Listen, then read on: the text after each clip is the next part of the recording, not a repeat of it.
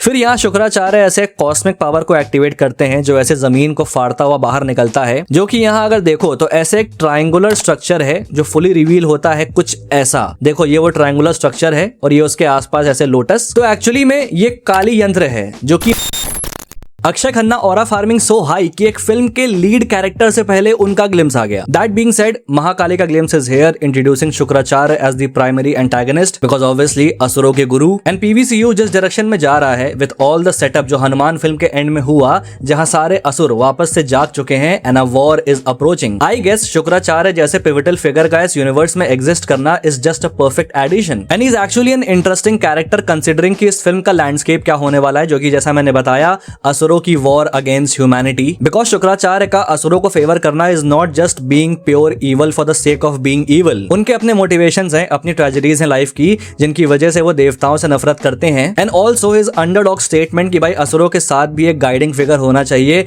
उनके पास भी एक एडवांटेज होना चाहिए देवताओं के अगेंस्ट। ऑब्वियसली मैं यहाँ असुरों को सपोर्ट नहीं कर रहा, I am just telling you thoughts of Shukracharya जो उनका माइंडसेट है। And this mindset makes him a very interesting character जो कि देखने में काफी मजा आएगी। And I am so happy कि फाइनली पीवीसीयू में एक और डेवलपमेंट हो रही है, दूसरी फिल्म आ रही है। Because I just loved Hanuman and उसके बाद से मैं इस यूनिवर्स को काफी पॉजिटिवली एंटिसिपेट कर रहा हूं कि these guys are cooking something. And Mahakali का ये ग्लिम्स देख के मेरा एंटिसिपेशन सही साबित होता है। तो क्या चल रहा है इस ग्लिम्स में, what's happening next in this cinematic universe, Shukracharya का इन्वॉल्वमेंट कैसे स्टेक्स को बढ़ाता है, सब कुछ समझते हैं आज के इस ब्रेकडाउन वीडियो में। Stay tuned.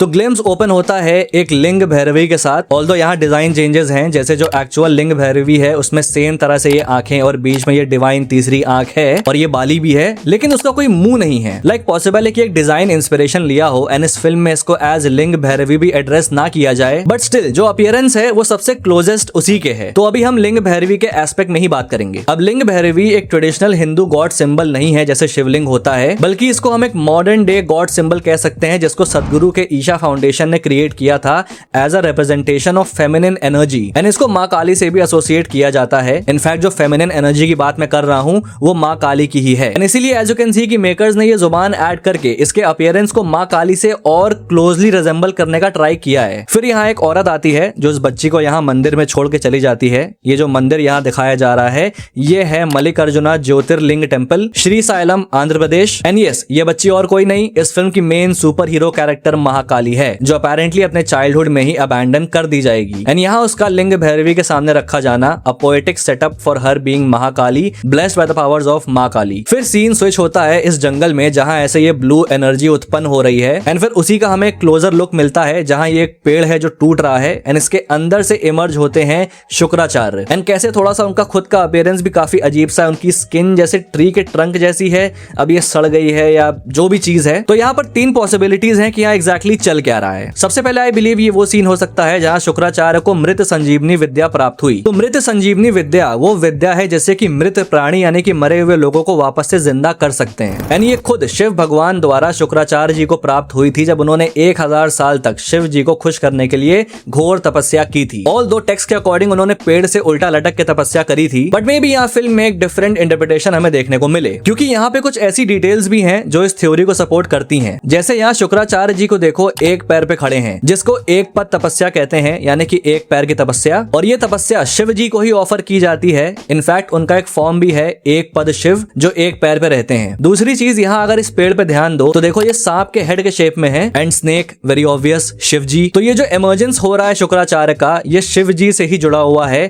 मोस्ट प्रोबेबली मृत संजीवनी विद्या की प्राप्ति। या फिर ये वो इंस्टेंस भी हो सकता है जहाँ Shukracharya was actually reborn. And ये शिव पुराण का इंटरप्रिटेशन है, या मैं कहूँ उसमें लिखा हुआ है। तो हुआ कुछ यूं कि देवासुर संग्राम के दौरान जो असुर मारे जा रहे थे, शुक्राचार्य उन्हें अपनी मृत संजीवनी विद्या यूज करके वापस से जिंदा कर रहे थे, जिससे कि ये बैटल देवताओं के ऊपर काफी भारी पड़ रहा था। तो उनको रोकने के लिए शिव जी ने उनको निगल लिया, जिसके बाद काफी लंबे समय तक शुक्राचार्य शिव जी के अंदर रहे एंड देन वो शिव जी के बॉडी फ्लूइड के थ्रू बाहर निकले। एंड इसीलिए उनका नाम शुक्राचार्य पड़ा, क्योंकि वो शिव जी के शुक्र से बाहर निकले थे। तो यहाँ में भी वो पार्ट हो सकता है जहाँ he is being born. And ये जो पेड़ है जो ऐसे स्नेक हेड के शेप में है, मे बी एक मैनिफेस्टेशन मैनिफेस्टेशन हो शिव जी के बॉडी फ्लूइड का। और देखो कैसे उनकी एक आंख में काइंड ऑफ गैलेक्सी या सेलेस्टियल बॉडीज दिख रही हैं। This may be the detail जो ये हिंट करती है कि हाँ वो शिव जी से वापस रिबॉर्न हुए हैं, तो अब थोड़ी सेलेस्टियल प्रॉपर्टीज भी उनके अंदर आ गई हैं। तीसरी और सबसे पॉसिबल थ्योरी जो फिल्म की स्टोरी के हिसाब से फिट बैठती है कि ये शुक्राचार्य की वापसी है या इमरजेंस है इनटू द मॉडर्न वर्ल्ड, जहां he is back to wreak havoc. क्योंकि वो एक चिरंजीवी भले ना हो, लेकिन उनकी मृत संजीवनी विद्या की वजह से वो इमॉर्टल हैं। फिर यहाँ शुक्राचार्य का नरेशन भी आता है, वो अमृत मंथन की बात करते हैं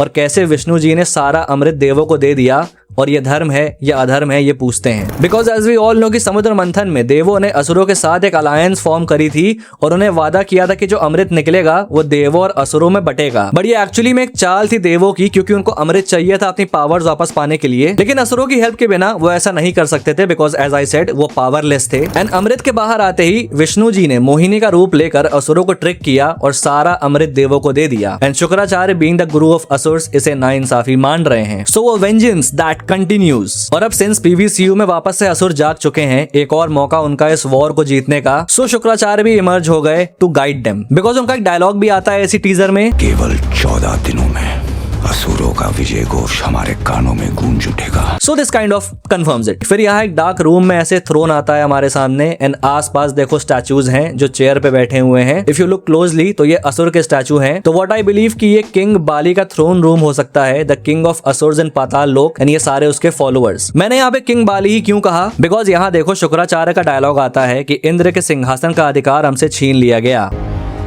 इंद्र के सिंहासन का अधिकार हमसे छीन लिया गया। एंड गेस व्हाट कि किंग बाली इंद्र के सिंहासन पे विराजमान और ऑलमोस्ट स्वर्ग लोक के राजा बनने वाले थे, बट विष्णु जी ने वमन के रूप में आके इंटरवीन किया एंड फाइनली किंग बाली को पाताल लोक में सुताल लोक भेजा गया, जहाँ के वो राजा बने। तो ये जो पर्टिकुलर थ्रोन रूम हम देख रहे हैं, ये किंग बाली का थ्रोन हो सकता है। फिर थोड़ा इन असुरों के स्टैचूज पर और बेटर लुक मिलता है हमको इस सीन में, जिसमें से ये पर्टिकुलर असुर आई बिलीव माहेश असुर हो सकता है, the same bull appearance, like मेरा अंदाजा है बस। फिर उसके बाद ये स्ट्रक्चर हमारे सामने आता है एंड आई गेस ये जो थ्रोन रूम है वो इसी स्ट्रक्चर के अंदर है। मोस्ट प्रोबेबली ये पाताल लोक का सीन हो सकता है। ऑल्सो यहाँ एंट्रेंस पे गौर करो तो देखो समुद्र मंथन का पूरा स्कल्पचर बना हुआ है। ये बीच में मंदरा पहाड़, ये देव और असुर मिल के ओशन को चर्न करते हुए वसुकी को एज अ रोप यूज करके। We also get a look at Vibhishan, जिनका ये दूसरा अपीयरेंस होगा इस यूनिवर्स में आफ्टर हनुमान, एंड अंडरस्टूड है बिकॉज शुक्राचार्य और विभीषण के बीच काइंड ऑफ एक कनेक्शन भी है which dates back to Ramayana, जहाँ शुक्राचार्य ने रावण के बेटे इंद्रजीत को ट्रेन किया था। एंड यहाँ विभीषण एक वैल्यूएबल एलाय साबित हो सकते हैं शुक्राचार्य को हराने के लिए, क्योंकि वो एक चिरंजीवी भी है and he is also looking at something.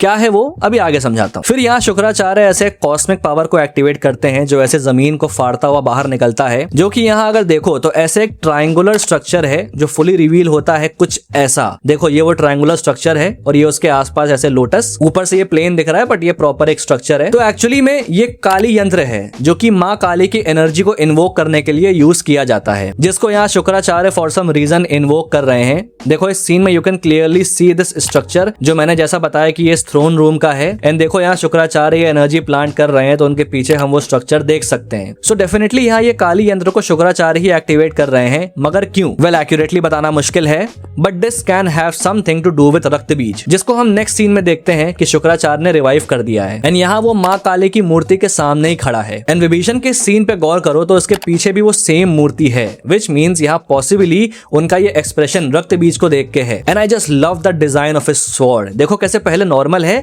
फिर उसके ब्लेड जैसे एक्सपैंड हो गए, गजब भाई। बाकी जैसा मैंने बताया कि यहाँ शुक्राचार्य जो कि काली यंत्र को इन्वोक कर रहे हैं, उसका कनेक्शन रक्त बीज से हो सकता है, बिकॉज रक्त बीज को हराने वाला और कोई नहीं काली माँ थी, जिन्होंने रक्त बीज का सारा खून पी लिया था और उसकी ड्रेन्ड बॉडी को तबाह कर दिया। तो मे बी यहाँ रक्त बीज को वापस रिवाइव करने के बाद शुक्राचार्य काली यंत्र का यूज करके इस बार किसी तरह की इम्यूनिटी उसके अंदर क्रिएट करे, ताकि जो लास्ट टाइम हुआ वो फिर से ना हो। एंड इस बार एक्चुअली रक्त बीज टोटली अनस्टॉपेबल हो जाए। एंड देन शुक्राचार्य रक्त बीज को आदेश देते हैं कि मानव जाति का सर्वनाश कर दो। फिर यहाँ पे हमारी फीमेल सुपर हीरो प्रोटैगनिस्ट को साक्षात काली माँ अपने गोद में उठाते हुए giving her the blessings and possibly the powers, जिससे ये बच्ची सुपर हीरो महाकाली बनेगी। ओवरऑल माँ काली का appearance so divine and I love कि कैसे काइंड ऑफ जैसे रक्त बीज रिबॉर्न हुआ तो माँ काली ने भी अपनी पावर्स से ब्लेस्ड एक सुपर हीरो को सामने रख दिया कि जिससे रक्तबीज हारा, अब दोबारा से रक्तबीज का सामना उन्हीं के एक फॉर्म से होगा, क्योंकि ऑब्वियसली रक्तबीज भी अपग्रेडेड है, तो अब महाकाली की पावर्स भी उसी हिसाब से होंगी। एंड आई गेस इस फिल्म का मेन कॉन्फ्लिक्ट विलन भी रक्तबीज होने वाला है, बिकॉज शुक्राचार्य आई गेस इस यूनिवर्स में एक एक्सपैंडिंग रोल में रहेंगे, क्योंकि जो एंड गेम है इस यूनिवर्स का, एज आई सेड कि असुरों का वापस जागना एंड देन द वॉर,